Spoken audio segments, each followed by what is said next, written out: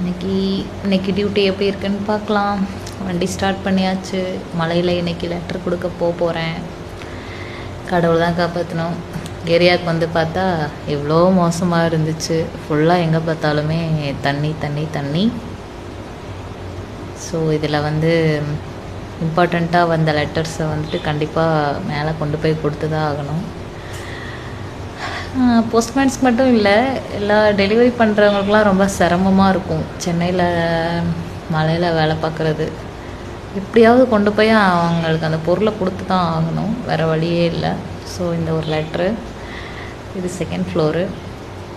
வண்டியை வந்து அந்த தண்ணிக்குள்ளே கொண்டு போக முடியாது, அதனால் நான் கொஞ்சம் முன்னாடியே நிப்பாட்டிட்டு நான் நடந்து போகிறேன். நடந்து போயிட்டு அப்புறம் அவங்க செகண்ட் ஃப்ளோரில் அவங்க இருக்காங்களா இல்லையான்னு சொல்லி பார்க்கணும்.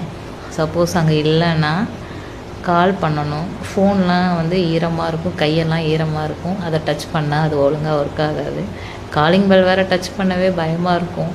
சம்டைம்ஸ் ஈரக்கையோட நம்ம அங்கே சுவிட்சில் கை வைக்கும்போது ஷாக் ஆகுற மாதிரி பயமாக இருக்கும். நல்ல வேலை அந்த பையன் வீட்டில் இருந்தான். நிறைய பேர் டியூட்டி போயிடுறதால ஒர்க் பண்ணும்போது லெட்டர்ஸ் டெலிவரி பண்ணுறப்ப யாரும் இருக்க மாட்டாங்க. ஓகே, கொடுத்தாச்சு. ஸோ அடுத்த இடத்துக்கு போகணும். ஸோ 2 மாடி ஏறி போயாச்சு, கொடுத்தாச்சு. திருப்பி நாங்கள் வண்டி எடுக்க போகிறேன். ஸோ அந்த ஈரத்தில் கால் வச்சு நடக்கிறது நமக்கு ரொம்பவே பிடிக்கும் தான் சின்ன வயசுலேருந்து. ஆனால் பயமாக இருக்குது. உள்ளே எங்கே சேராக இருக்கும், செகதி இருக்கும், எந்த இடத்துல குழி இருக்கும், அதெல்லாம் கொஞ்சம் பயமாக இருக்கும். எங்கேயாவது வழுக்கி விழுந்துருவோமோ, ஸோ யூனிஃபார்ம்லாம் நனைஞ்சிடும், அப்போ ரொம்ப கஷ்டம் இல்லை அப்படின்னு சொல்லிட்டு. இன்னும் சென்னை மக்களோட பாசமே தனி தான்.